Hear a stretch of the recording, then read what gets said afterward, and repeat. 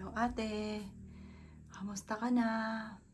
Happy ako kasi nagpakita ka sa akin panaginip. Kinamusta mo ko? Ay, tinawag mo lang pala ako. Sayo, mami. Sabi nga nila, kapag ka nakausap mo, yung yumao, pinasyalan mo. Kaya sobrang saya ko kasi pinasyalan mo ko. I love you, anak.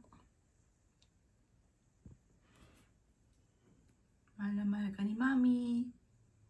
Ang aking artistang anak. Utis pa lang niya, napakaputi, mga boss. Ang kinis-kinis po niyan. Kahit konting pores, wala kang makikita. Napakakinis. Hanga ako dyan sa anak ko eh. Sabi ko, anak, ikaw yung version ng apple na sobrang kinis. Yan. Napakakinis po niyan. Ang balat niyan, ang lambot-lambot, ang puti-puti. Parang sa side ng pamilya namin, wag naman magalit. Pero totoo naman sinasabi ko. Sa side ng pamilya namin, pamilya ni Joel, ano ko ang pinakamaganda.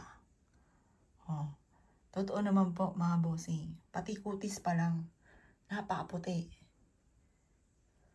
Lalo sa personal. Hindi pa nga siya ganun kaganda mga bossing ko sa picture eh.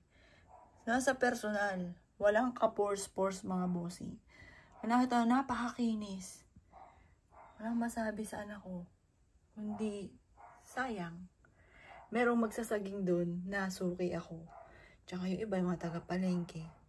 Sabi nila, huy, anak mo pala, napanood ko yung anak mo maganda. Anak mo pala yon. Sayang, ganda-ganda. Tingnan po, nasa bahay lang po yan ha. Ang ganda-ganda kahit wala siyang makeup. Simpleng-simple.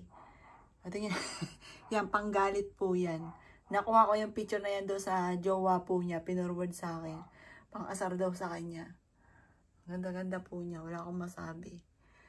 Pakakinis. Yan, yung magkapatid. O, tingnan nyo, mga pormahan. Siyang siya.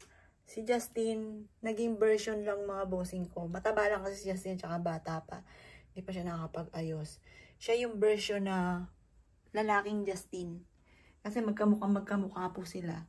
Kamukha ni ate. Ganyan-ganyan ang itsura ni Justin. Nung maliit pa po si Joelyn, mataba din po siya. Pero nang lumalaki, paganda ng paganda. Kaya sabi ko, hindi ko maano na yung magiging itsura ni Joelyn, pag laki niya, kasi ngayon, lumilevel up na yung ganda po niya. Nung maliit siya, tingnan niyo yung itsura niya. Tapos nung lumalaki po siya, ayun, nagiging dalaga, natututong mag-ayos, at saka, nag-iiba talaga yung itsura po niya. Ang ganda po niya. Hindi dahil sa anak ko, kaya gandang-ganda ako. Dahil totoo talaga, maganda, mga bossing. Maganda. Nung maliit siya, hindi siya ganun kaganda. Akala ko magiging singer pa siya dati. Pero mga bossing ko, na lumaki na, ayan na. Lumevel up na mga bossing ko. Ang ganda. Yan, kahit siya po matutulog na, yan po yun, nagkukuha pa ng picture. Kasi iba mga bossing ko, tutulog na siya dyan. Forward lang sa akin ng boyfriend po niya. Yung mga iba po dyan. Ito yung kain namin sa palaisdaan. Huling kain na po pala yan sa palaisdaan. Magkakasama po kami dyan. Yan. Ang madalas na nagkukuha sa amin mga bossing ko, kung hindi siya yan, selfie namin, yun. Laging siya.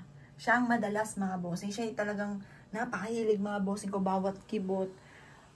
Yan. Ito nga po mga bossing, hindi ko pa dito nalalagyan ng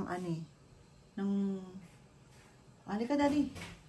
Babayad sa GMT, dalawang araw na. Oh, ngayon? 5-6. Okay. O, sige. 24. 5-6.